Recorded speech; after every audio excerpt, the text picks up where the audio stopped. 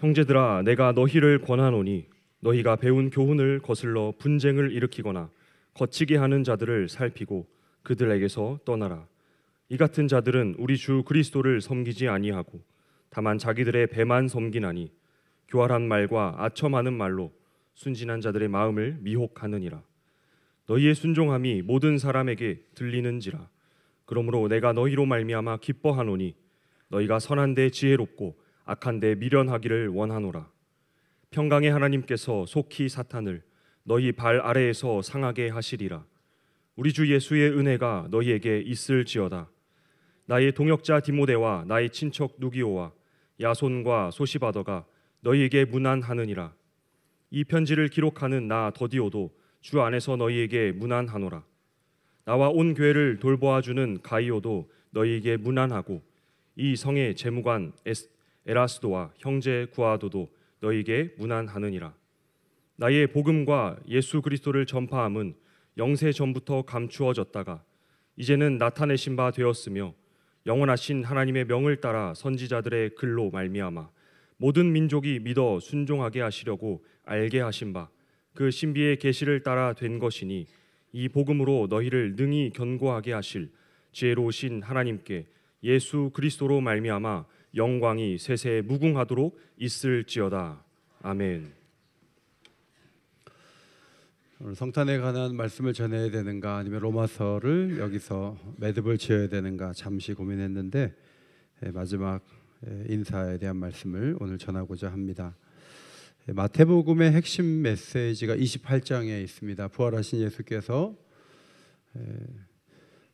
가서 모든 족속에게 복음을 전하라는 대위임령을 내리심으로 마태복음을 기록한 목적을 28장에서 보게 되죠.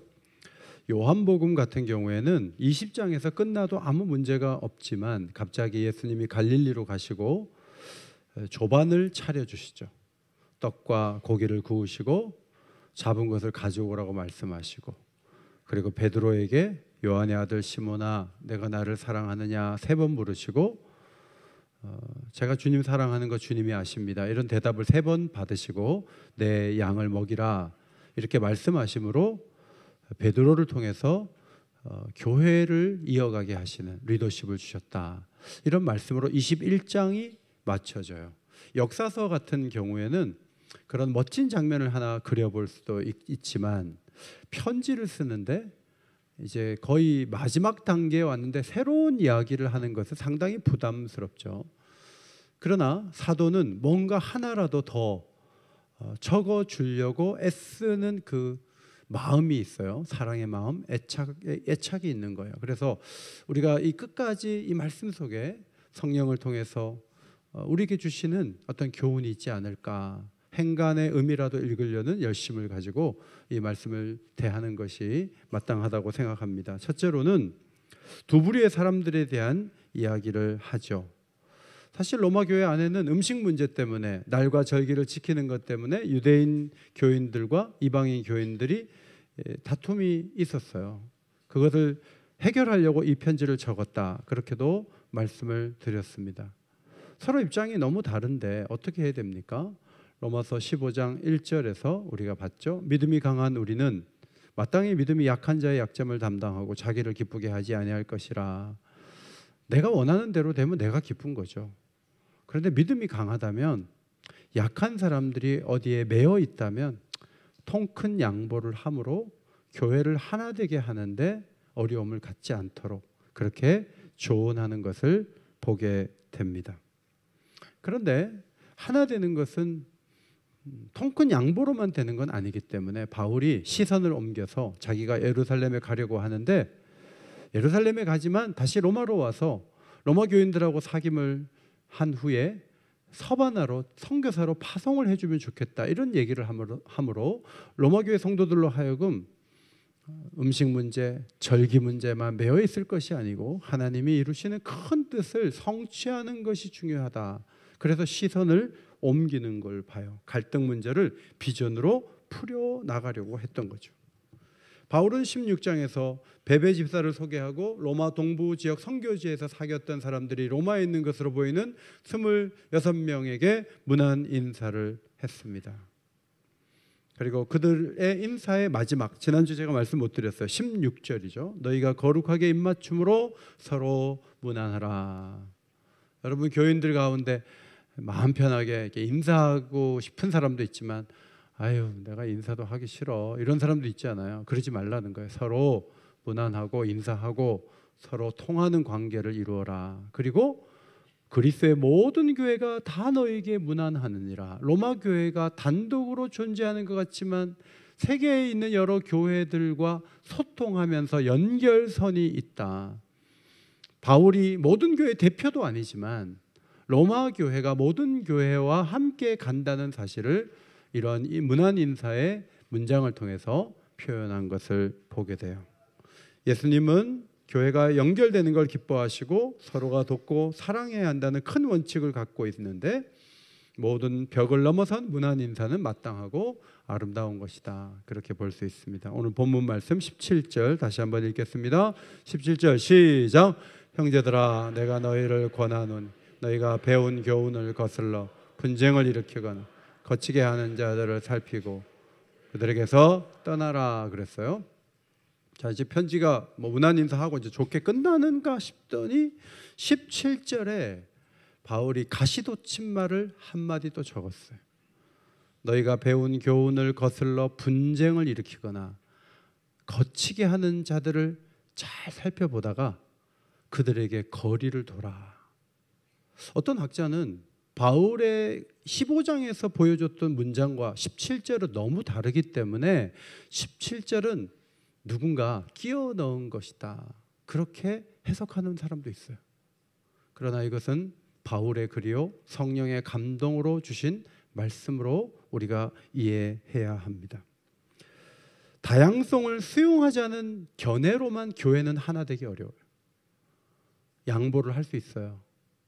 그러나 분쟁을 일으키는 요소가 있음에도 불구하고 계속 가는 사람들이 있어요. 그리고 거치게 하는 일들을 계속 벌여요. 그럼 어떻게 돼요? 급하게 손대지는 마라. 살펴라. 그냥 둬라. 그러나 떠나라. 이렇게 가르치고 있습니다. 저는 이 거슬러라는 단어가 뭘까? 헬라어로 뭘까? 성경 찾아보니까 파라라는 단어예요. 너희가 배운 교훈을 거슬러, 아니 파라는 곁에, 옆에라는 뜻이거든요. 그래서 쓰인 용례를 쭉 보니까 공간적으로는 반대편에, 이런 의미예요. 제가 사는 집 앞에 정류장이 있어요. 2차선이니까 건너편에 있는 사람이 보이거든요.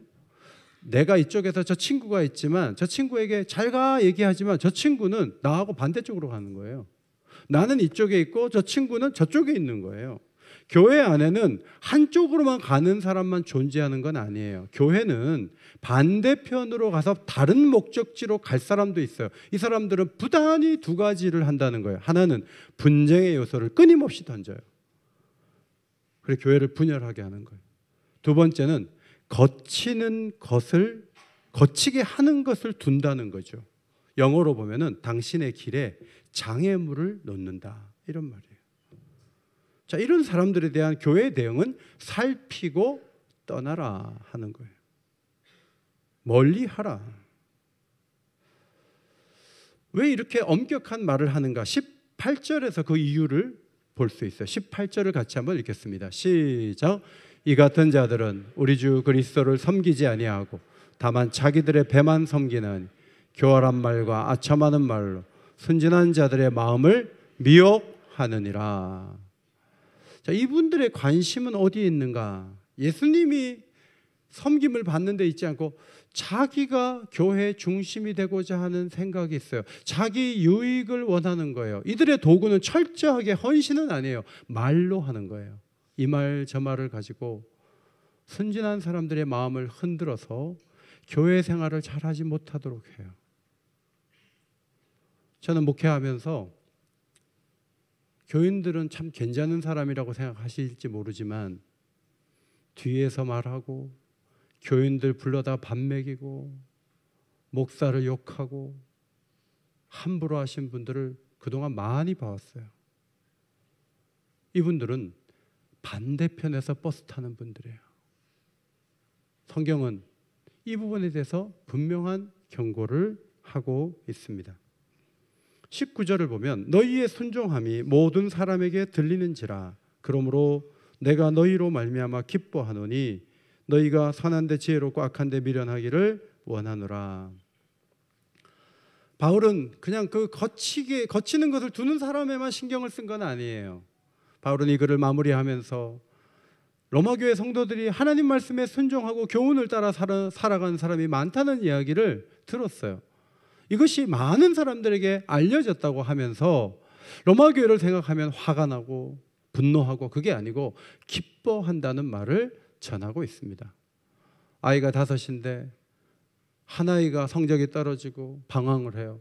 내 아이는 너무 잘해요. 그러면 보통 부모들은 그 하나에 신경 쓰느라고 내 아이가 잘하고 성적 오른 건 하나도 눈에 안 보이고 안 되는 것만 붙잡고 불행해하는데 바울은 그런 실수를 범하지 않았어요.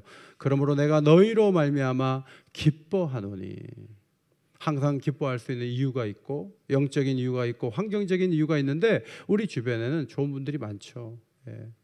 뭐 특별 새벽기도에 제가 막 심하게 말씀을 드렸지만 올 수 있는 분도 있고 온라인으로 참석하시는 분도 있는데 지난 주간도 굉장히 마음이 기뻤던 거는 파주에서 두 부부가 눈이 오는데도 막 오더라고요. 영하 14도 되는데도 부부가 와요. 한 사람은 초신자예요.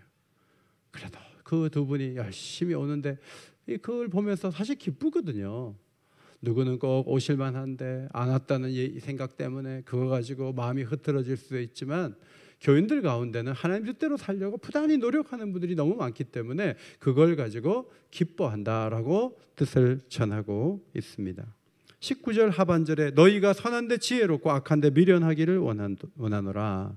선에 관하여 지혜롭다는 것은 선을 인식하고 따른다는 것이고 악한데 미련하기를 원한다는 것은 악에 대해 낯설어하고 피하는 걸 의미해요. 선에 대해서는 전문가가 되시고 악에 대해서는 초보자 되기도 멀리하는 사람이 되십시오. 그렇게 번역한 성경도 있어요. 중요한 사안이 생기죠. 어떤 결정을 해야 되죠. 3가지를 고려하세요. 첫 번째, 이것은 성경의 가르침을 따르는 것인가? 두 번째, 이 일을 통해 그리스도께 영광을 돌릴 수 있겠는가? 세 번째, 선을 촉진시키는가? 선을 추구해야 되지만 악이 관영한 세상에서 우리의 힘은 점점 약해져요. 그러나 선을 행하려는 의지를 가지고 앞으로 갈 때 하나님은 우리를 축복해 주실 것입니다. 20절 말씀을 함께 읽겠습니다. 20절 시작. 평강의 하나님께서 속히 사탄을 너희 발 아래에서 상하게 하시리라. 분열시키고 거치는 걸 자꾸 두고 그 뒤에 성령이 계신 게 아니고 사탄이 계시다는 암시를 하고 있어요. 그런데 사탄에 의해 조종당하는 사람들이 있지만 능력의 하나님이 아니라 평강의 하나님께서 그들을 패배하게 하실 것이다. 그 말씀을 하고 있는 거죠. 능력의 하나님이 아니고 평강의 하나님이라고 한 거예요. 평강이 양보에서만 오는 건 아니에요. 평강은 승리를 바라볼 때 오는 것이고 승리할 때 주어지는 것이다. 성경은 그것을 말씀하고 있는데 그 승리는 하나님의 은혜로 가능해요. 그래서 20절 하반절 우리 주 예수의 은혜가 너희에게 있을지어다. 여러분 새해에도 은혜 속에 거하시기를 바랍니다. 은혜가 우리에게 승리를 가져오는 거예요. 질 것 같지만 지지 않아요.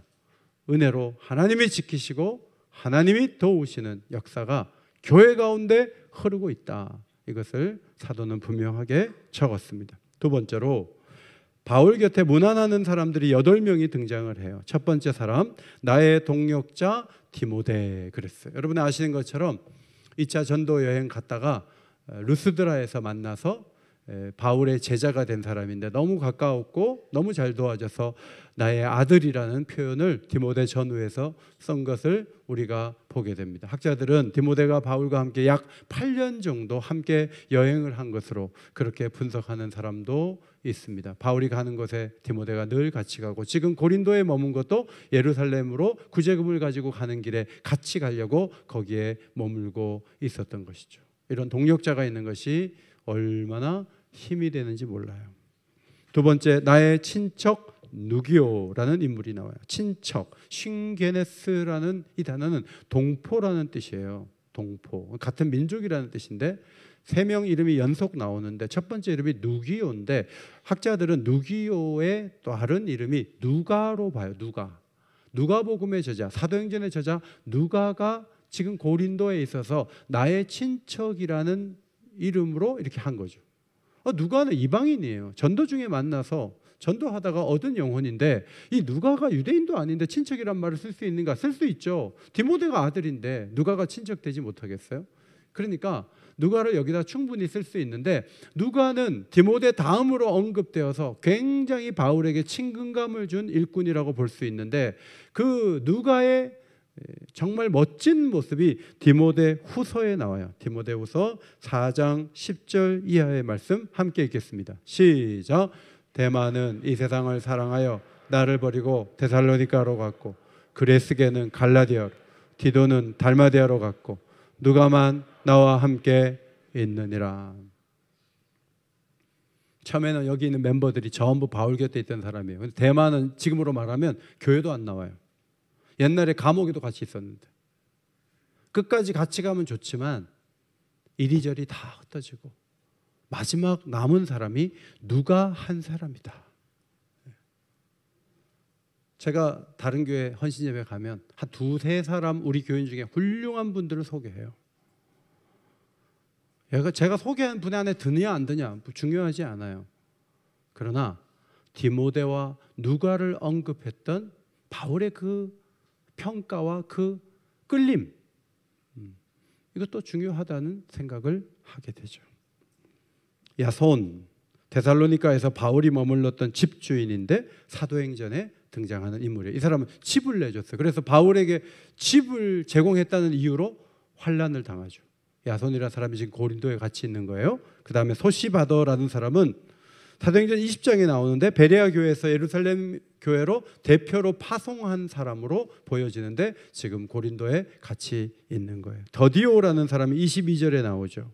더디오가 이제 로마서를 마쳐질 쯤에 바울에게 얘기했을지도 몰라요. 사도께서 허락하시면 저도 인사말 한 줄 써도 될까요? 써라. 그래서 22절을 쓴 거예요. 이 편지를 기록하는 나 더디오도 주 안에서 너희에게 문안하느니라. 그 다음 가이오가 나오죠. 가이오, 고린도에서 세례를 준 사람이에요. 요한 3서에 나오는 가이오가 아니고 고린도전서 1장 14절에 나는 그리스도와 가이오 외에는 아무에게도 세례를 베풀지 않았다 그랬죠. 이 가이오의 풀네임은 가이오 디도 유스도일 것이다. 이런 해석을 내나요? 이제 그 묘지에 가서 비문도 보고 이름을 쭉 하다가 보니까 이 사람이 이 사람일 것이다. 학자들이 그렇게 추론을 하는데 사도행전 18장 7절에 보면 바울이 비방을 당해서 사역지를 옮길 때 회당 옆에 있는 집으로 들어가요. 그 집이 디도 유스도의 집이에요. 그런데 그 집이 바로 가이오 디도 유스도의 집일 것이고 그는 경건한 사람으로 바울을 도왔고 교회를 돕고 바울을 도왔던 재력이 있는 사람이었다 하는 거죠. 마지막 재무관 에라스도와 형제 구하도. 교회에 보면 구의원도 나오시고 또 국회의원도 나오실 수 있잖아요. 그런데 뭔가 도움을 주는 거죠. 교회의 유익을 위해서 지방 관리지만 도움을 주는 두 형제가 에라스도와 구하도가 옆에서 문안한다는 거예요. 이런 문안 인사를 적은 것을 볼 때 바울은 꿈만 많은 외톨이가 아니었다는 것을 알 수 있습니다. 그를 사랑하고 돕고 따르고 다양하게 도와주고 그가 하는 일을 잘 아는 이들이 주변에 있었고 인사를 함께 나눌 수 있는 넉넉한 네트워크가 형성되었다는 거죠. 목사님들 가운데는 그저 자기가 섬기는 교회 외에는 아무도 안 만나고 그저 교인밖에 없는 분도 계세요. 교회에 집중한다는 면에서는 훌륭한 거지만 그래도 앞에 교회, 감리교회지만 자교교회 홍 목사님하고 악수 한번 하고 지내야 되는 거 아니에요? 저희 집 아이들이 결혼할 때 홍 목사님이 오셨거든요. 옆에 있는 교회하고 인사도 안 하고 그저 자기 교회. 이래서 안 되고 저래서 안 되고 그저 내 교회만 교회다. 여러분 그것은 성경이 보여주고 있는 모습이 아니에요. 교회의 강력한 힘은 네트워크예요. 정말 위험한 목회자가 누구냐 하면 옆과 소통하지 않는 거예요. 노회 안 해도 노회하는 날 오지도 않아요. 그리고 노회 뭐 할 일도 하나도 안 해요. 그게 좋은 목회자라고 볼 수 없어요. 물론 바울은 선교지에서 많은 사람들을 사귀었지만 글을 쓰고 같이 문안하는 사람이 자그마치 8명인데 어떤 사람은 집을 내주는 사람도 있었고 누구는 대피를 해주는 사람도 있었고 함께 아파하고 함께 먼 여행을 같이 가고 이런 사람들이 옆에 있는 거예요. 이것이 멋진 모습이라는 생각을 할 필요가 있어요. 여러분이 세상을 살아가면서 동료들이 적지 않게 있는 것, 특별히 주 안에서 힘을 기울여서 앞으로 갈 수 있는 건 축복이에요. 장로님이 5명보다 10명이다. 그러면 네트워크가 더 잘 되는 거 아니에요? 그래서 여러 사람이 함께 힘을 모으면 더 강력한 교회가 될 수 있는 거죠.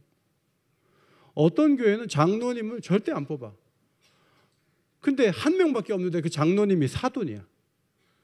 여러분 그 교회는 교회가 클 수가 없어요. 다양한 사람들이 힘을 모으고 앞으로 달려가고 정말 우리 교회가 멋있는 교회가 되려면 우리 교회 장로님들이 저쪽 교회 장로님들하고 같이 모여서 밥을 먹는 거예요. 그리고 지역 사회에 대해서 의논하는 거예요. 그리고 선교지도 같이 가는 거예요. 지역에는 여러 교회들이 힘을 모아서 선교사를 파송할 수 있으면 얼마나 좋겠어요. 이런 연합과 연결되는 힘, 이런 것들을 바울을 통해서 우리는 볼 수 있습니다. 마지막 성령입니다. 25절로 27절은 로마서의 마지막 결론을 보여줍니다. 크게 3가지 강조를 하는 말씀인데 긴 문장으로 되어 있어서 끊지를 못해요. 그래서 제가 3개로 딱 요약을 해서 가지고 왔어요. 첫 번째, 복음으로 너희를 능히 견고하게 하실 지혜로우신 하나님. 이 문장의 뒷부분에 나와 있지만 이것이 굉장히 중요해요. 너희를 능히 견고하게 하실 분은 하나님이다. 여러분 우리를 강하게 하실 분이 하나님이에요. 그 하나님이 우리를 강하게 하는 방법이 뭐예요? 복음이에요. 로마서를 읽는 것만으로 강해지지는 않아요. 로마서를 읽고 복음이 무엇인지를 깨닫는데 교회는 은혜로 되는다. 성도는 은혜로 의롭다함을 받고 하나님의 자녀가 되고 자랑할 것이 없는 우리를 불러주신 그 은혜로 인해서 우리가 여기 있다는 걸 다시 한번 생각하면서 복음적인 삶을 살아갈 때 그 사람은 견고하게 되는데 그렇게 이끌어주시는 분이 누군가 하나님이신 줄 믿습니다. 하나님이 우리를 견고하게 하시는 거예요. 그 하나님과 맞닿아 있는데 하나님이 우리를 견고하게 하는 방법은 복음을 자꾸 생각하게 하고 복음의 메시지를 듣게 하시고 복음적인 선택을 하게 하심으로 우리를 강하게 하신다는 거죠. 그 하나님이 로마교회와 함께하고 오긴교회와 함께하고 있다고 말씀하고 있는 거예요. 로마서 1장 15절에 그러므로 나는 할 수 있는 대로 로마에 있는 너희에게도 복음 전하기를 원하노라. 아니 교회 다니고 있어요. 근데 복음 전하겠대요. 다 아는데요. 십자가에 죽은 예수님 믿으면 구원받는 거 아는데 뭘 또 복음 전해요. 그래도 믿어도 복음을 또 들으라는 거예요. 복음을 다시 한번 생각해 보라는 거예요.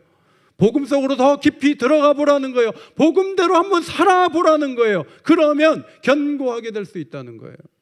따라서 교회 오실 때 아는 말씀이네. 지난번에 들었어. 어제도 읽었어. 뭘 또 들어? 이러지 마세요. 복음을 다시 들을 때 중심이 뜨거워지는 거예요. 저는 내년에도 여러분이 하나님 말씀을 들을 때 중심이 복음 가운데 뜨거워지는 역사가 있게 되기를 주의 이름으로 축원합니다. 그 다음 두 번째, 이전에 감추어졌다가 이제는 예수님이 나타나신 거예요. 신비의 계시를 따라 주님이 오셨어요. 계시는 가리워졌다가 드러나는 걸 말하거든요. 예수님이 가리워졌다가 나타나신 거예요.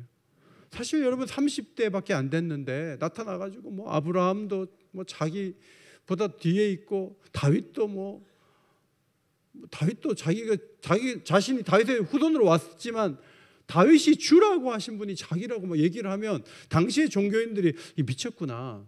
이 젊은 사람이 왜 옛날에 그 자기 조상되는 사람을 그렇게 작게 여기면서 말을 하지 하고 괘씸하게 여길 수가 있어요.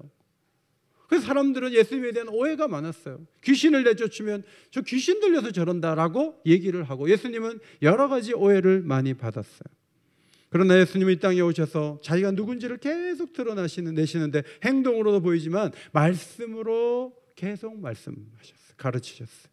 요한복음 5장, 나는 내 아버지의 이름으로 왔다. 나는 생명의 떡이다. 나는 세상의 빛이다. 나는 위에서 났다. 나는 양의 문이다. 나는 선한 목자다. 나는 하나님의 아들이다. 나는 부활이요 생명이다. 나는 포도나무다. 너희는 가지다. 라고 비유적인 말씀을 많이 하셨어요. 사실 예수님을 이해하는 거 어렵잖아요. 아니, 하나님의 아들이 어떻게 육신의 몸을 입고 오시냐고요. 그분은 도대체 어떤 역할을 하느냐고요. 그런데 예수님을 자세히 보면 하나님이 누구신지 보여지는 거예요. 자, 고린도 후서 4장 6절 앞에 보시고 읽겠습니다. 시작. 어두운 데 빛이 빛이라 말씀하셨던 그 하나님께서 예수 그리스도의 얼굴에 있는 하나님의 영광을 아는 빛을 우리 마음에 비추셨느니라. 문장이 좀 복잡하죠. 잘 보시면 예수님을 잘 보면 하나님의 영광이 내 마음에 새겨진다는 거예요.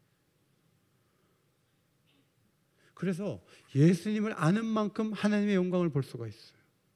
여러분 마음이 어둡습니까? 여러분 마음이 염려와 걱정으로 가득 채워져 있습니까?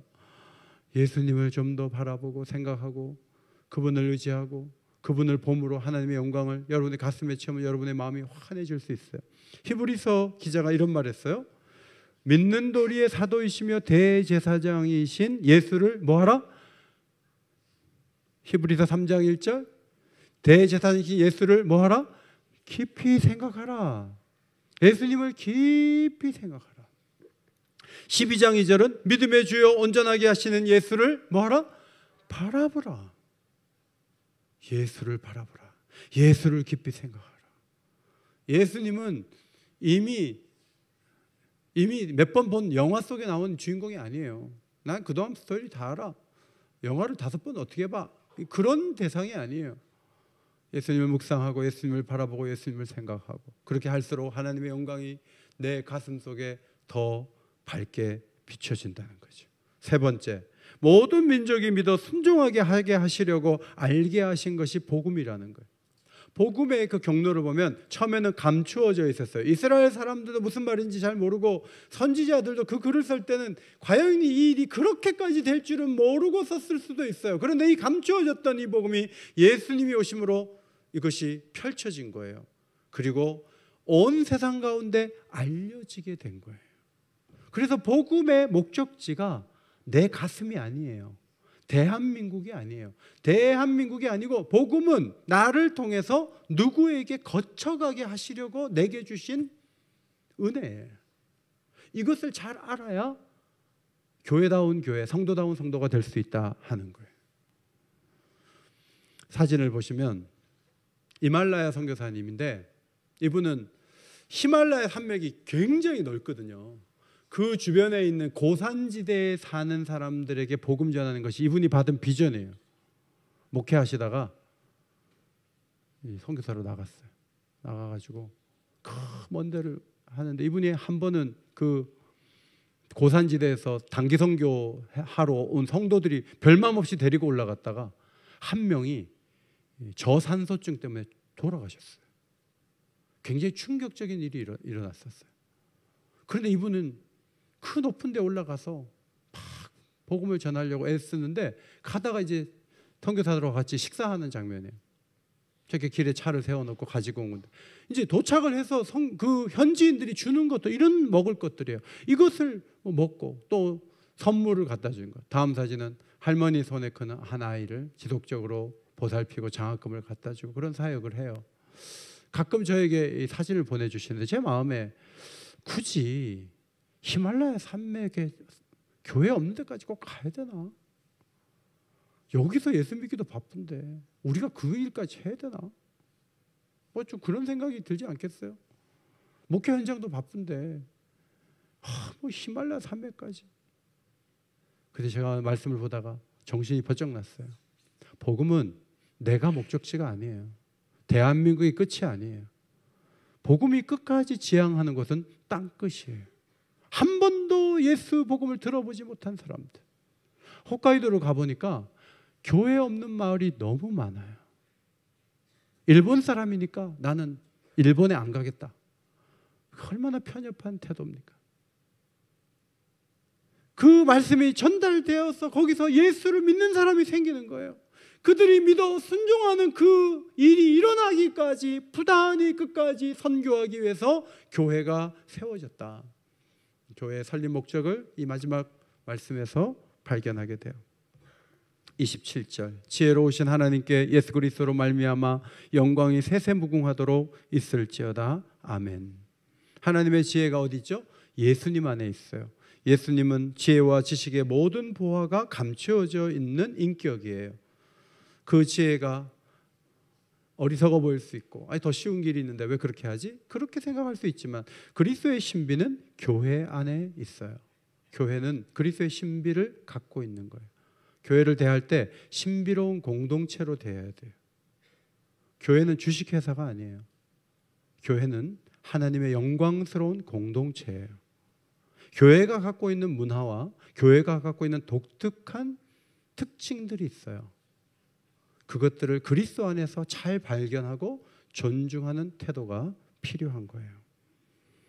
구속받은 하나님 백성들이 찬송과 영광과 지혜와 종교와 능력과 힘을 가지고 복음을 사랑하고 복음의 정신을 따라 살아가도록 하기 위해서 이 로마서가 기록되어 있습니다.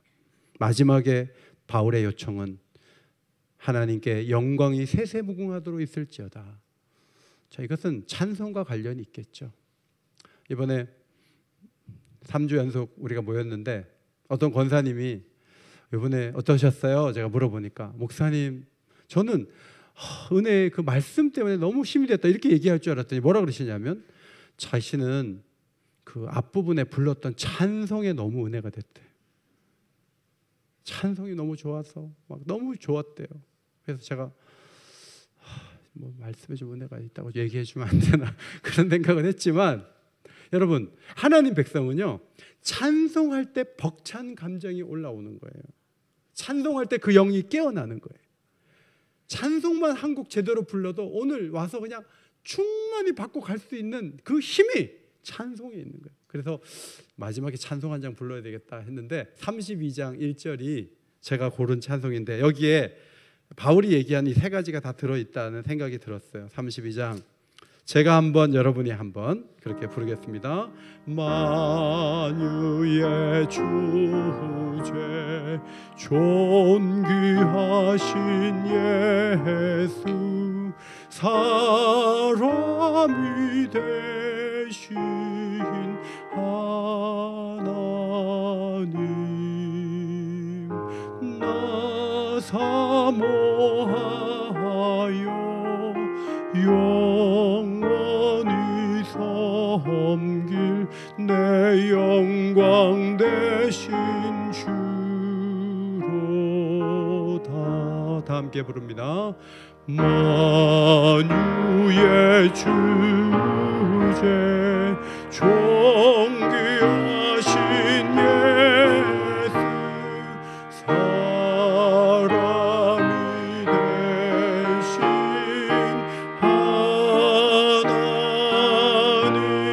하나님 나 사모하여 영원히 섬길 내 영광 되신 주로다.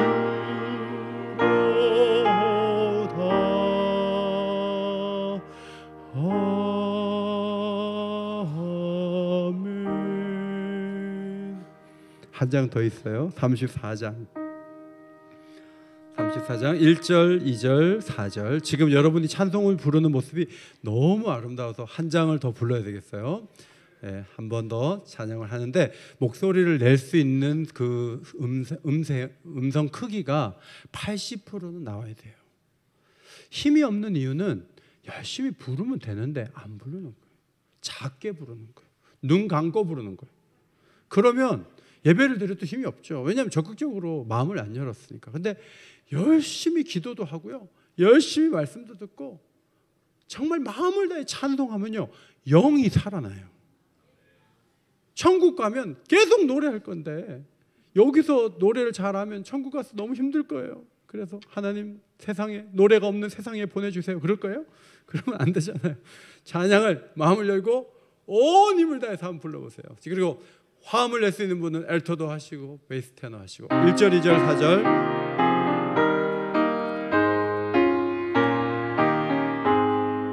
참 놀랍도다 주 크신 이름 온 세상 중에 다 전파하라.